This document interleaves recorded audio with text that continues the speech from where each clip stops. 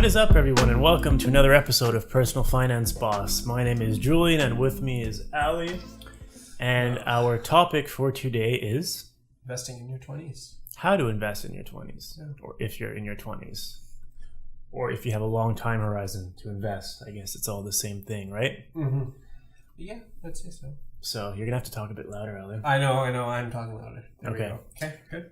So what would you start by saying? Like, if you had to explain the rationale behind what it's like to invest in your 20s. Well, there's different schools of thoughts. There's the... First thought, you don't have a lot of money, usually. Yes. Second thought is you don't usually have a lot of investment knowledge. Okay. Or you do, and you just don't know how to apply it yet. Okay. Third is there's probably not a lot of places besides the internet that you could go to get investment advice. I would say you can go to the bank to get investment advice. Why are you pissing me off like so early in our podcast? Okay, fine. You can go to the banks to get very good mutual fund advice. Yep. Or you could get robo-advisors. There's not a lot of do-it-yourself options, I would say. There is options to do it yourself, but there's no guidance. What are some do-it-yourself options that wouldn't be available to a 20-year-old? No, I'm saying there are options available. Okay. There's just no resources to help you with those options. Apart from the internet. Yes. But there's no one you could talk to. There's no one you could go, except us. You can talk to us. Meaning, you're trying to say there's no broker because you have no money, so you wouldn't be able to approach someone and say, invest my $3 million. Exactly. Okay. Or my $30. Yeah. Yes. And fourth, that's about it. There's different schools of thought as to how you should go about investing your money. I think there's a lot of rules saying if this is your age, you should take 100 minus your age. That's your equity percentage. The other is your fixed income percentage. Yeah. There's also, it's very hard, I think, as someone that's young to assess your risk level because you don't really know what that means and what you've never seen money go up or go down drastically, so it's hard to quantify sort of your risk tolerance. Exactly. And then there's always the getting to know period of over trading and what does this do, how does this trade work, and everything like that. So by saying over trading, you're assuming that they're going to directly go to the stock market. Yes. Right? But, yes. There's different investment vehicles that you can look at. There's mutual funds for one, there's saving accounts, there's GICs, there's the stocks, there's ETFs, there's bonds, right? There's what else? A lot of stuff. There's real estate, there's commodities. Options, commodities, but that's a bit more complicated, a bit more sophisticated as in at least setting up the account. There is peer-to-peer lending. Yes, also. There's also that. There is distressed debt, as we talked about in previous episodes. Yeah. Not a great But those option. are bonds, And then there's different levels of stocks like REITs and oil ETFs. You could get commodities in there, but it's a different thing. But mainly, I think as a 20-year-old, it's going to be stocks, bonds, savings accounts, GICs, fixed income, ETFs. Okay, so now what I think we should do is we should say why to each. Okay. And sort of give the rationale. So let you start with the saving account. Why? Okay. So savings account. Okay. Boo. No. It's a good investment tool as you kind of ready your cash to make a move into whichever segment you want. Obviously, you can start investing with as little as $10. You can buy a mutual. You can buy parts of mutual fund. They have minimum requirements of 100 or something. It depends on which. But 10 but let's say $100. You can start with $100. Obviously, you can buy a stock you want that's less than $100. You can buy ETFs. You can buy. Well, to open the account and to activate it, you need for Questrade example, you need a minimum of 1,000. So but you don't need to invest all of that. No, you just need 1,000 to put in. But let's start with the savings account. I think it's a good temporary place. By temporary, I would say under a year to keep your money in. It gives you a good interest rate, and obviously opt for a high savings account, high yield savings account. Yeah. So that's not going to be at your typical bank. It's either going to be at a credit union or another bank, like a secondary. Do you have any names of banks? In Canada, I do. There's Tangerine. There's Token. There's Alterna Savings. I think in the States there's Ally Bank. Don't look at me. I don't know. That there is. And there's different credit unions and stuff in the States. I would look at those. And usually a lot of those banks are giving promotions when you're opening an account. They'll give you a higher interest rate. They'll give you $50 for signing up. Yeah. There's a referral I know with Tangerine that gives you $50 to sign up. So that's a little bit of extra money there. It's a good temporary place to hold your money for sure. And by temporary, he means, I mean, for a 20-year-old, there's, you're not going to be buying a $3 million home as a 20-year-old, but you may want to save up for a trip. You may want to save up for a car. You may want to save up for your first condo or apartment or, whatever it is, some like bigger expense, a mattress or kitchen appliance. It could be anything you want that, say, you need to save for 6 months. So you put $100 aside a month, $500 aside a month, doesn't matter what it is.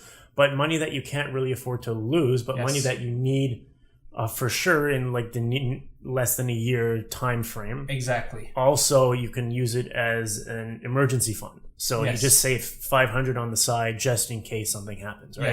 Yes. And it's money that you need right away. It needs to be 100% liquid, and it's also money that you can't afford to lose. Exactly. And based on the rates that are going today, you're looking for your savings account about 1.5% to 2% a year at those alternative banks. If you're going towards more the general big five in Canada, like TD, CIBC, BMO, Scotia, we're looking at around like 0.1% to 1%. Yeah.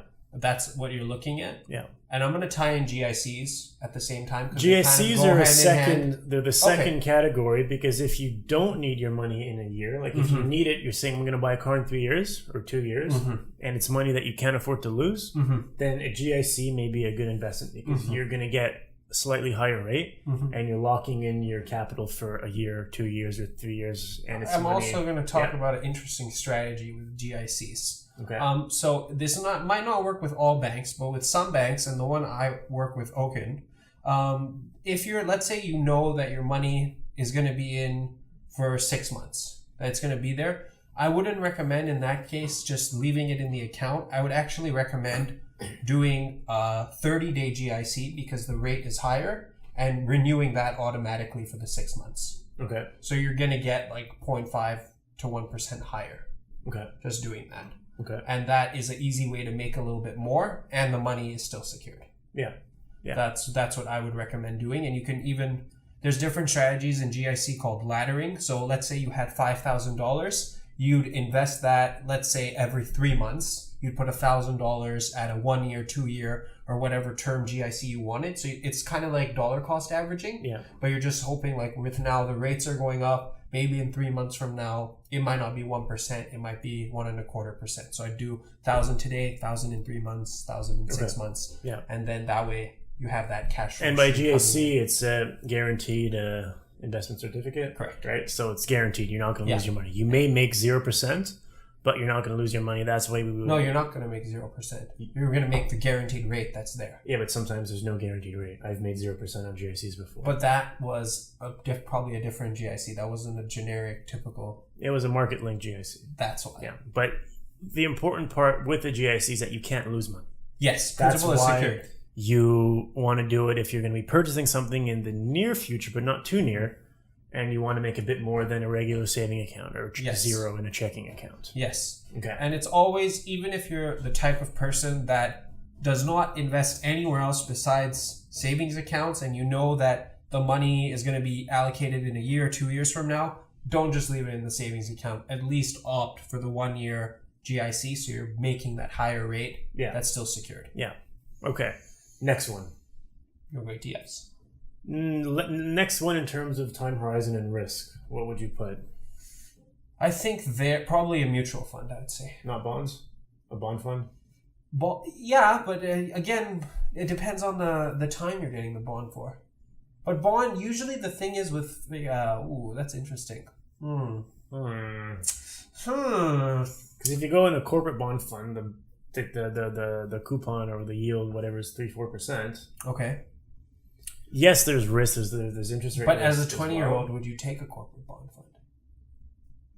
But this is what we're advising. We're educating. Are we advising like corporate bonds or treasuries? And it doesn't matter what it is. If you want corporate, you get a higher rate. And you get treasury, you get a lower rate.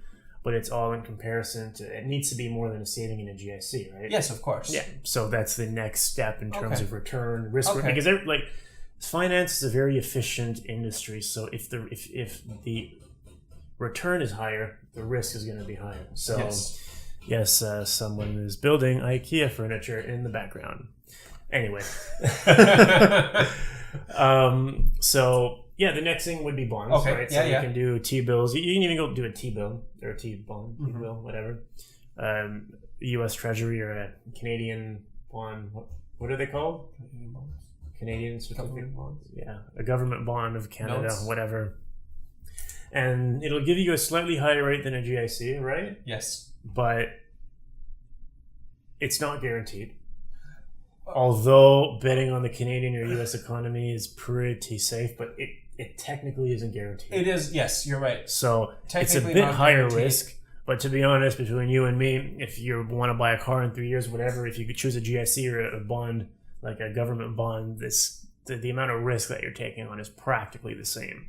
Meaning the interest rate between the GIC and the bond aren't going to be that different as well. Okay, but because the interest, let's say I want to buy a car in 2 years. Yeah. Would you recommend doing a 2-year GIC or a government bond?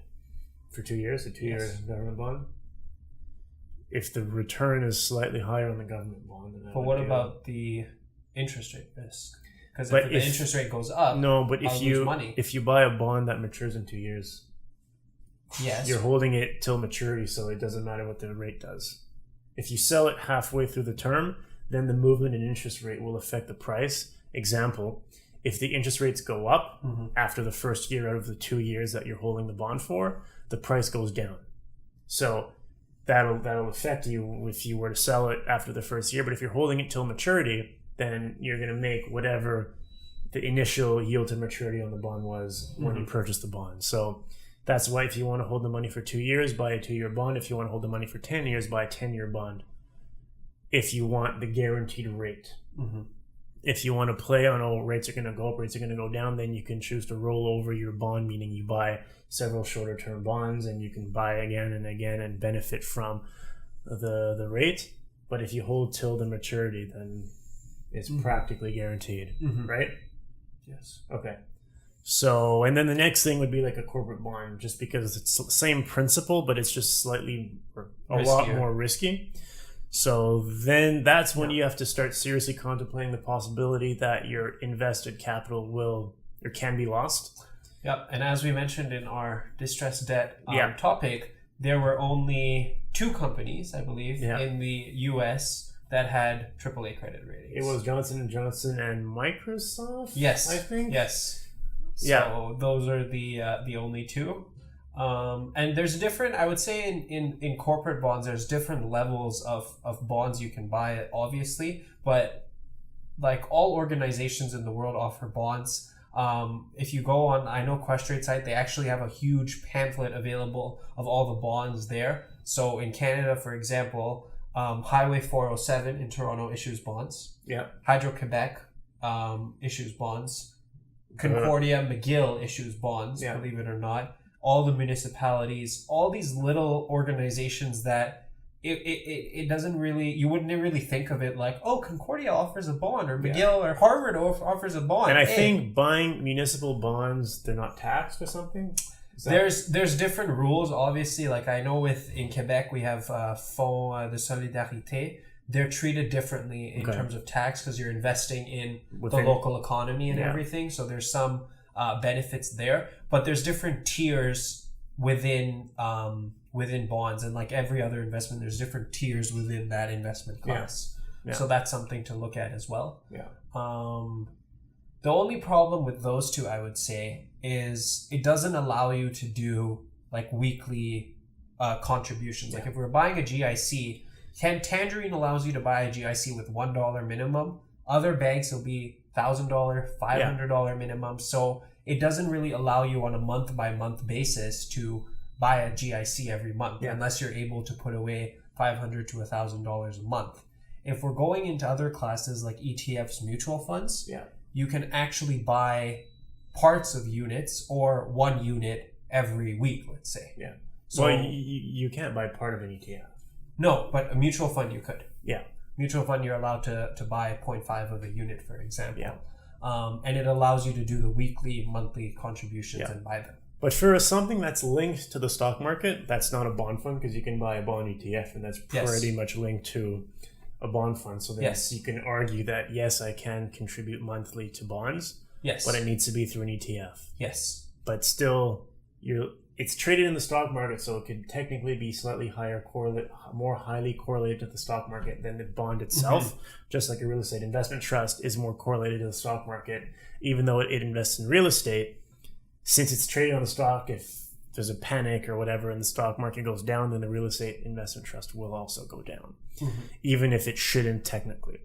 So I would suggest like longer term investments to people in their 20s in general. If this is money that you want to put aside for way in the future, which is the way you should be looking at as if you're investing in your 20s, if it's not money that you need to buy your car or whatever, and it's not money that you need as a safety blanket, but it's money that you're really looking to invest and to grow over time and generate wealth and save for your eventual retirement, then I would 100% suggest stock market linked investments. So if you're super lazy or you like the benefits that a mutual fund offers, lazy meaning you don't have to open an account, you can literally go into a bank and buy it and then you're done in 30 minutes, then you can go into mutual funds. And if you're a bit more, I don't know, you want to tinker a bit more because there's how many ETFs are there? Like thousands of ETFs. And you could choose whatever ETF you want. You can compare the fees, you can compare the holdings, you can compare the geography, you can do a whole bunch of different things with ETFs. You could buy and sell multiple times in a day, so it gives you a bit more flexibility that way. And the rationale behind holding stock market linked investments is that if you take, and this is what the bankers, whatever, people that work in the branch tell you, to sell you on the stock market. If you take any 10-year period in the stock market, it's always up. Yes. Right? And, that is most likely true in most cases. I think there are like a few times throughout history where it wasn't, but in general, it's very true. And the rationale is that long term, the stock market is safe. And whether or not, and this is purely linked to capitalism. Like if capitalism fails, and obviously everything fails and the stock market isn't safe, but if the system keeps tagging along the way it does, who knows how much longer it can do that for whatever reasons, which we don't have to get into now. But we should do a doom and gloom podcast. That'd be really funny. We should have like a dark I have wall behind us.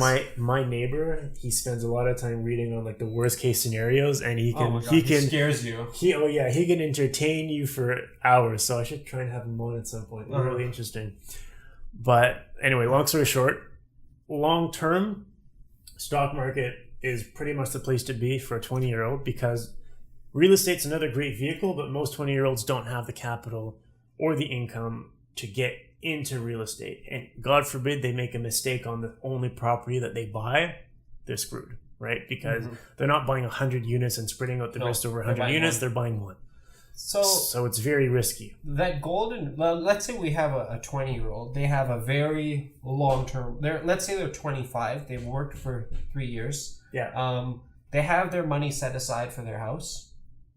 Okay. They have for their condo. Meaning how much money? Let's say enough for a down payment. Let's say $40,000. Lucky 20-year-old, yes. He's worked really well. He's worked since he's 15. Or she's worked since she's 15. You never know. So we have 25. We have a 25-year horizon. No, it's implied that you need both sexes. Anyway. A long-term horizon. Where do you think that rule of the 100 minus your age equals your equity percentage? Where does that fall into? What do you mean? Where does that fall into? Is that something that someone with a really long-term horizon should still be doing, or should they just be going 100% equity and doing a good job diversifying by getting a good My mix? opinion is that if you're going to be in the market for more than 15 years, go 100%. 100% equity. Because would you tier that in the market to do like a little bit of defensive stocks, a little bit of, or an ETF, defensive ETF? No, I would absolutely diversify the money within the stock market to give me a balanced portfolio. The reason why... But you go 100% equity. The reason why people suggest bonds is to cushion the volatility so that the ups are less up and the downs are less down. It's just like if you had cash. If you have $100,000 and you hold $20,000 in cash and $80,000 in stocks, if you graphed your returns over 20 years, the spikes won't be as big because there's less money invested. So the bonds do the same thing pretty much. Sometimes they'll move in the opposite direction of the stock market, but not a tremendous amount. I don't remember what the correlation between the two was exactly, but they're not very uncorrelated. Stocks and bonds, right? No, they move a little bit together. But it depends. It depends on the time also. Like right now we're not seeing the same upward movement in bonds compared to the downward movement in stocks. We're not seeing that right now. So they're not negatively correlated, are they? They're not. I don't remember. I don't remember if they're negatively correlated, but the correlation is going to be lower than obviously buying another stock. Yeah. So that's sort of the rationale behind buying a bond is okay. It's an additional tool to diversify your portfolio. Same reason why you'd want to say invest in emerging markets like China and Brazil. Same reason why you'd want to invest in real estate. Same reason why you'd want to hold cash. You're diversifying. But if you just look at the stock market as the only playing field or whatever, you would obviously want to diversify within that so that you sort of reduce risk. If you're an insider in the whatever industry and you're like, okay, this company's going to do great over the next 10 years, and you really want to put your money where your mouth is, you can put all your money in there and pray to God that you're right. But if you're not, and the company tanks and the stock market keeps tagging along at 8% per year or whatever it does, then you kind of shot yourself in the foot. That's why if you're a 20-year-old and the company may be doing great for 5 years, but if you want to keep a hands-off approach, you don't want to have to sell that in 5 years and then find another company. And then if you get it wrong with that company, then you lose all the gains you made previously. And there's a whole argument of whether or not you can beat the market. But so in short, do you see the best thing doing is the index strategy as a 20-year-old? I mean, as any year-old, I think indexing is the best thing to do. But I mean, just that as your primary arena. Like we go as you get older, you can obviously start tinkering with different things because the capital is different. You can go into real estate because you'll have the down payment and everything. But as a 20-year-old, would you recommend just let's start off with the index fund, build that, and then as we grow in income, as we grow in our career, we can start branching out into different things. And as we get more experience with the market in terms of how we do asset allocation, how we do investment selection and analysis, we can get more specific in our choices. I definitely think that, yes, for sure. But if you do want to make a money mistake, making it earlier in life is way better than making it later in life. Yes. So if you do want to go crazy, go now.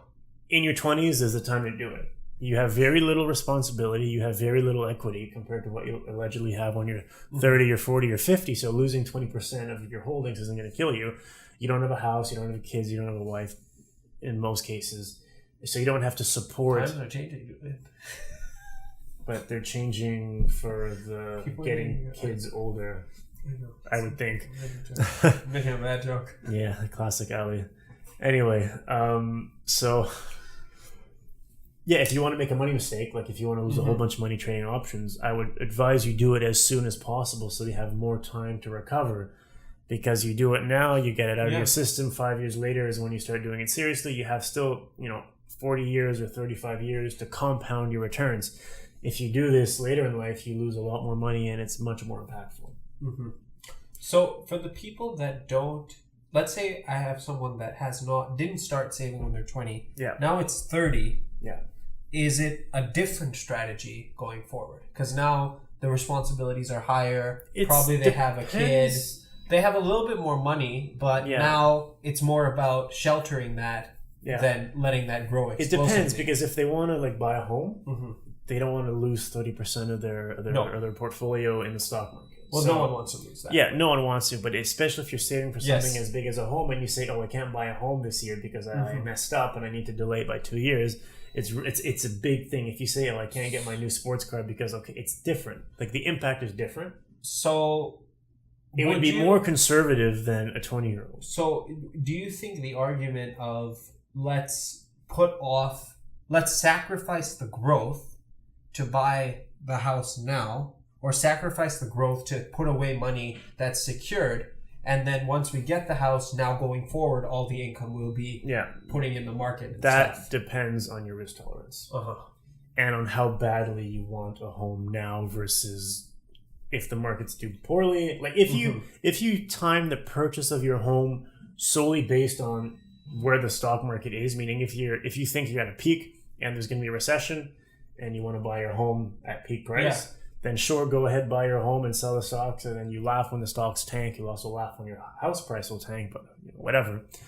then sure, you can choose to purchase your house that way. But if you're like, I want a house by 32 for sure, then you need to start saving way before you reach 32, and you need to save in a way that will enable you to not lose so much money. So if it's a 10-year savings plan, you can initially start saving more risky, and then as the time is coming where you're 29, 30, 31, you're approaching the time that you need to pull the money out, and the stock market is whatever, it's not doing super great, but it's doing okay. That's when you can reallocate your portfolio, maybe take some out of the stocks, put some in savings, or buy bonds and stuff like that. So if let's say we have someone who's 20, they say they want to buy a house when they're 30. Yeah.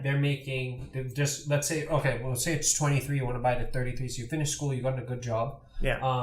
They're making, let's say, $50K a year. Would you recommend then a strategy of building each little tranche? So let's say I have a savings account, bond, and stocks. I have it's more a question 70, 20, 10. Yeah. Would you recommend building each one slowly together, or just putting all the resources in two or one, maximizing that, and then as we get older, we shift into the different buckets? Meaning putting all your eggs in one basket. Yes. Not all my eggs in one basket, but I do, like, let's say I'd go 100% equity. If you had a risky strategy, a medium, and a low risk, and would I do each one equally, or would I just do one head on? What I would do is I would say, okay, I want to buy a home when I'm 33. I have 10 years to save. How much is the home price going to be now? How much am I making? And then you budget. You're okay. I need a minimum, or I need $400 a month to reach my goal by the time I'm 33. Okay. So you put $400 a month for the home. Okay.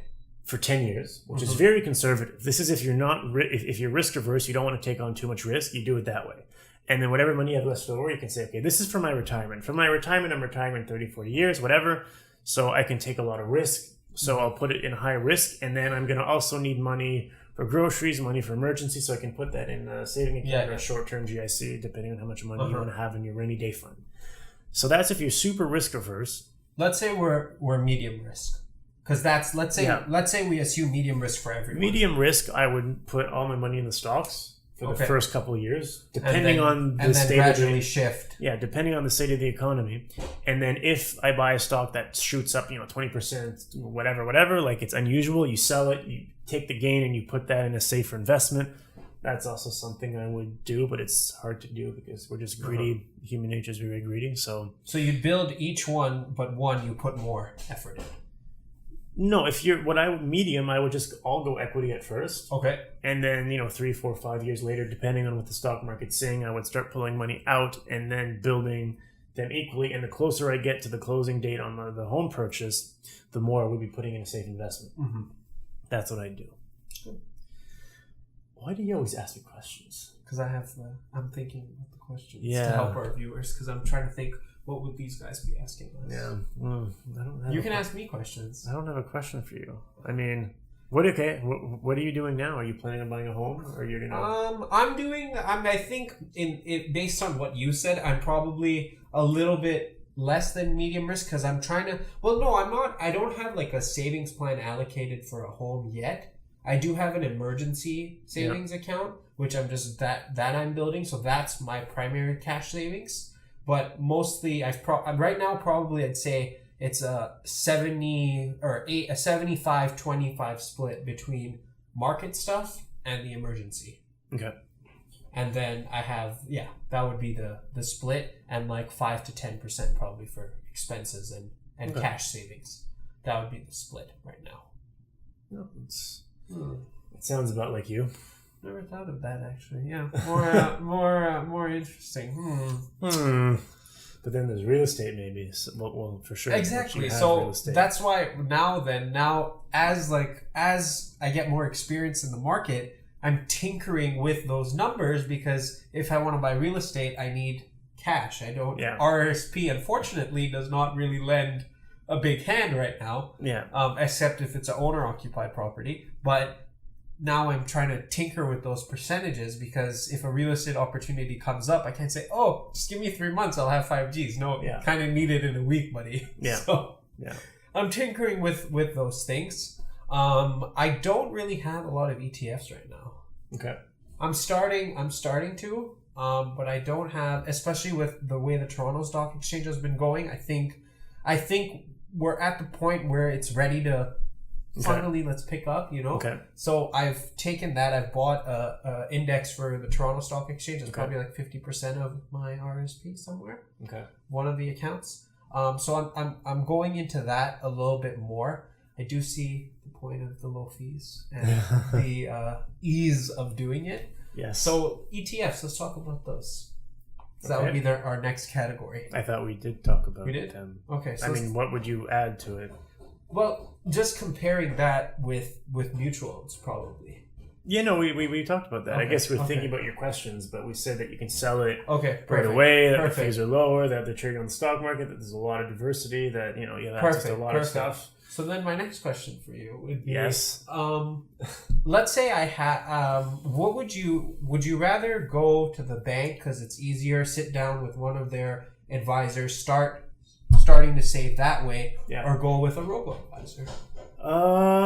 Like let's take simple or robo-advising is they're not all great because the way that... What do you mean by great? The way they pick stocks based on your risk tolerance, because the way that they gauge risk, some of them, as I remember looking at this in my finance classes, is they look at the volatility over the past 6 months, right?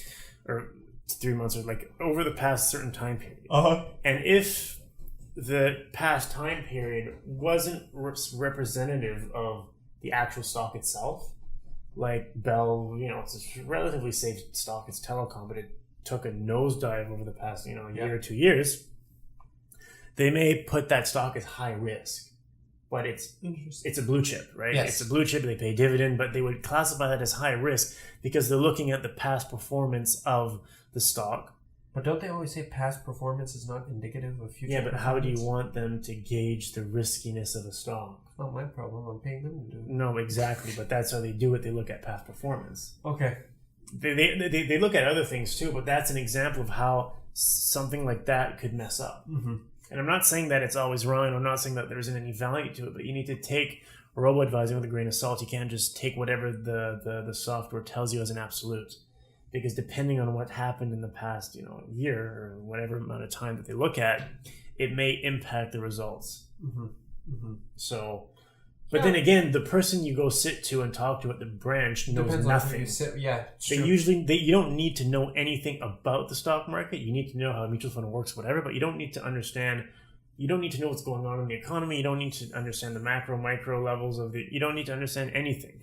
And I guess it depends on the advisor that you end up meeting with as well. Yeah, and there's a conflict of interest. They just want to sell you whatever product will give them the most benefit, and they want you to invest all your money now so they get the biggest commission. Like that. So no matter what they say, you can't. I would rather choose a robot than them, because a robot doesn't really have a conflict of interest. He just wants you to buy. He doesn't want anything. It's a robot, but it was designed to just have you buy into the company itself, into Simple or whatever. They just want you to purchase through them, which is fine. Mm-hmm. But it's not perfect. Mm-hmm. So would you suggest then someone doing it on their own, like learning the different ETFs, just taking a quick glance at the holdings in the ETF? If someone doesn't want to spend his time to do that, I would just say, look, split between emerging markets and the American economy. That's it. The SPY and whatever your emerging market fund you want. Mm-hmm. And you get a bit of emerging, and you get mostly a U.S. economy. But a U.S. index fund. Yeah, for the most part. Because the U.S. is the most representative economy of the world, I would think. So as it's the strongest stock market. As a Canadian investor, would you say get S&P TSX 60 fund or no? Well, it's also about diversification. So if you're in Canada and you want to invest in the Canadian and you're bullish on the Canadian economy, sure. Mm-hmm. One thing I that was actually interesting. This may be a slight tangent. So when I met with my broker a while ago, because he has a broker, he gave me he said something that I never really thought of before. So he said, as we know, and many people are aware, there's a huge difference between Canadian and U.S. market, more from a composition base. Yeah. The U.S. has companies, they have a lot of companies in a lot of industries. Canadian, we have a lot of companies in a few industries. Mining, energy, resources, and financial services. Yeah. Those are the big four. Retail, there's like 1, 2, groceries, this and that. So he said, Canada has a huge base of financial services. Invest in those because there's no exchange rate risk. You don't have to pay 30% exchange as it is today to buy US stocks. So for financial services, resources, energy, I would go with Canadian markets. Yeah. But I wouldn't invest then in the US market in those same arenas. Yeah. Because those are available to us here. Yeah. So when he said that, I was always thinking wherever the best opportunity is, we should gravitate towards that. But then it got me thinking he's really right, because why would I buy TD Bank here and then go buy JP Morgan in the States? And yes, they are different markets. JP and them, they operate in different markets, but at the same time, the financial services realm is the same. Yeah. Like the way they generate revenue and everything is the same. So might as well opt with the Canadian one at that point. And I think that's something interesting for... Well, you need to look at how they make money. They make money through loans. They make money through, origination, mortgages, investment banking fees, wealth management fees. Let's say you buy an investment bank, you compare it to investment banks. The investment banking market in the States is much harder than here.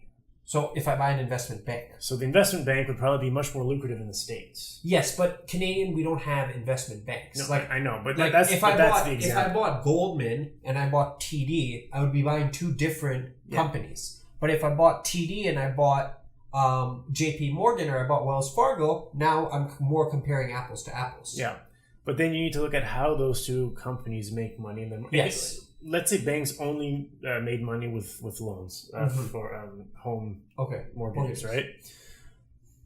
Which real estate market's the hottest? Which real estate market has the greater risk? Yeah. Look at the economy blow, and then you can say, okay, the States didn't appreciate like Canada did, or the mortgage rules in Canada are more strict. So then you have to look, okay, what's the riskier market? Yeah. And am I getting compensated for that risk, or am I not? And then you choose where you want to go. But it also made sense for me more from a diversification standpoint, because if I bought financial services in Canada and then I said, wait, Wells Fargo has a good opportunity to buy that too, now we're becoming a lot more saturated in financial services. Buying RBC and TD is like the lowest level of diversification that you can have. Buying TD and Wells Fargo, there is a geographical diversification that you get, but you're still in the same sector. You're in the same industry. Yeah. So it kind of made sense at that point. We should focus on what we have in the Canadian market, buy those, and then what we don't have in Canada, let's look to our exterior markets to kind of get from there. But now you're talking about individual stocks, not about ETFs. But even ETFs, if I got, let's say, a Canadian... let's say I wanted to do 25% each. I have 4 buckets. I do 25% each. So then I take a Canadian financial services ETF. So I get the Manulife, the Sun Life, TD, all of that. Yeah. I take that. Then I take 25% for tech. I don't have tech in Canada, so I go to the US. Yeah. I do retail in the States, 25%, and I do 20% emerging markets and 5% fixed income. Yeah. So it's just not. It's avoiding the double dipping in financial services. Yeah, no, in Canada definitely. If you invest in Jean Coutu and Couche-Tard and all this sort of corner store real estate, retail things, and then you do the same thing across the border. Yeah, how different are they? Exactly. Exactly. So definitely. So that was a little interesting. Any other interesting alley tidbits? That was an interesting tidbit. It was much more. Okay. The last thing would be where. So I know what I need to do now as a young professional. Where can I go to get guidance to kind of internet? Okay, but like what on the internet?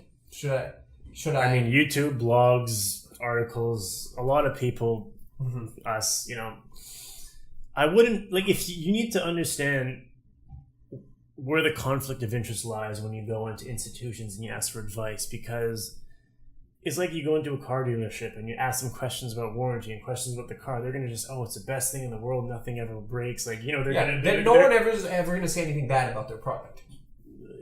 It's rare that they do. Sometimes they will, but it's bad, it's bad, right? Oh, these guys also have the same problem. So you always need to understand. And if you can go and understand that, or you understand what the conflict of interest is, and you understand how qualified the person across the table is. Like if you're talking to a financial planner versus a financial advisor, they're different. Yep. In Canada, at least. So you need to be aware of what the person needed to do to be able to advise you on your finances. And if you go into a branch in Canada and you just take an appointment with any advisor that, he started 6 months ago, he's going to leave for a new job in 8 months from now, they're not invested in their careers. They don't need to know a lot. But also a person in their 20s going into a bank, they're not going to have access to the financial planner. Exactly. They're going to only have access to the FSR or the financial advisor. You're not going to get access to that. Yeah. So where would I go to get a proper opinion the on internet? This stuff? Okay. Friends, family, and internet. Mm-hmm. Because there's no benefit for someone who knows to sit down with someone that has no money and help them, because they're not going to get compensated for it. Yes. That's why there's always minimum capital requirements when you want to go and invest in a big, in a wealth management. You need minimum 2 million, minimum 500K. It's because they're paid a percent off of your amount. Yeah. So why would they take someone with 2,000? Yeah, makes no sense.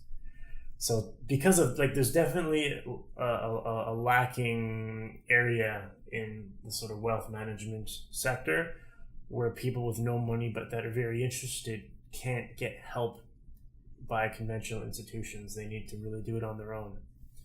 Problem or not, that's when we come in, and that's when we're not the only people doing this. There's many different people that talk about personal finance in different ways with different opinions, but overall, it's generally the same sort of story that we're saying. And we will not collect an MER off the money. We will tell you that up front. Yeah. So I think that sort of closes this longer than anticipated topic on how to invest in your 20s. We also touched how to invest in your 30s when we briefly went over the different pros and cons of the investment vehicles and why we would choose them. But yeah, so as usual, if there's any questions, you can find us on Facebook at Personal Finance Boss or email us at personalfinanceboss@gmail.com. We also launched our Instagram page. Yes, Ali. Headed by yours truly over here. I'm slowly learning, but you can reach out there. And we will be posting some little pieces of advice when the show goes live, when there's a new episode. And obviously you can comment or send us direct messages there, and we will be happy to get back to you. Yeah, absolutely. So, thanks a lot, guys. See you in the next one.